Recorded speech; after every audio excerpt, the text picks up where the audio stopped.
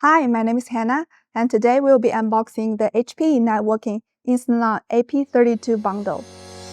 The AP32 is the first HPE networking instant on access point, offering connectivity in the 6 GHz spectrum. Let's get straight to the unboxing. First thing you will notice is that this bundle comes in a retail-friendly packaging.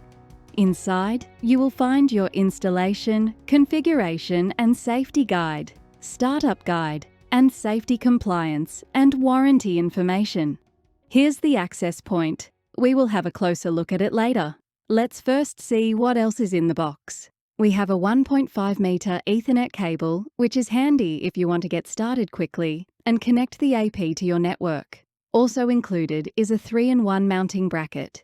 It is designed for fixing onto a standard 14 or 24mm suspended ceiling T-bar, as well as onto flat surfaces by using the 2 pre-drilled holes. Here we have a power adapter with country-specific clips, including the one used in Australia.